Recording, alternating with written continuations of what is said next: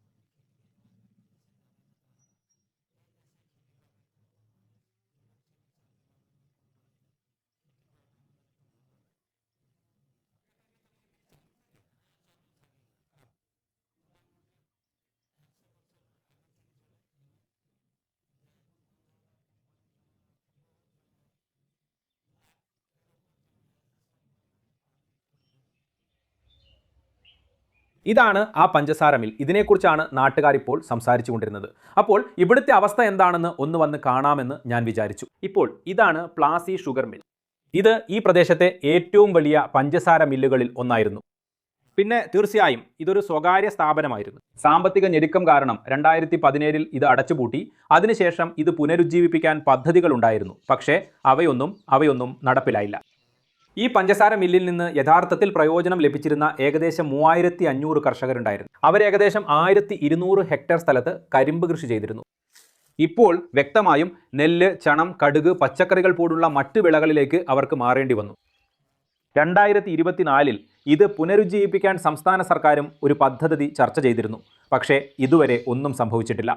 പിന്നെ ഒരുപക്ഷേ വ്യവസായങ്ങൾ അടച്ചുപൂട്ടുന്നത് ഇവിടെ ബംഗാളിൽ വളരെ രാഷ്ട്രീയപരമായ ഒരു വിഷയമാണ്. നമ്മൾ സിംഗൂരിലും നന്ദിഗ്രാമിലും കണ്ടതുപോലെ വ്യവസായങ്ങളെ ചൊല്ലി പ്രക്ഷോഭങ്ങൾ ഉണ്ടായിട്ടുണ്ട്. അത് ആളുകൾ പദ്ധതികളിൽ നിന്ന് പിന്മാറുന്നതിനും അങ്ങനെയുള്ള കാര്യങ്ങൾക്കും കാരണമായിട്ടുണ്ട്. ഈ കേസിൽ തീർച്ചയായും ഇതൊരു പഞ്ചസാര മില്ലാണ്, പക്ഷേ അടച്ചുപൂട്ടിയ ഒരു വലിയ ഒന്നാണ്. അതുകൊണ്ട് നിങ്ങൾക്കറിയാമല്ലോ, ഒരുപക്ഷേ ഇത് പുനരുജ്ജീവിപ്പിക്കാനും വ്യാവസായികവൽക്കരണത്തിനായി എന്തെങ്കിലും ശ്രമമുണ്ടാകുമെന്നും ഒരാൾ പ്രതീക്ഷിക്കുന്നുണ്ട്. തീർച്ചയായും ധാരാളം രാഷ്ട്രീയ വാചാടോപങ്ങൾ നടക്കുന്നുണ്ട്. TMC പറയുന്നത് ബംഗാളിലേക്ക് വ്യവസായങ്ങൾ കൊണ്ടുവരാൻ ഒരു ശ്രമം നടക്കുന്നുണ്ടെന്നും അഭിവൃദ്ധി പ്രാപിക്കുന്ന പലതും ഉണ്ടെന്നുമാണ്.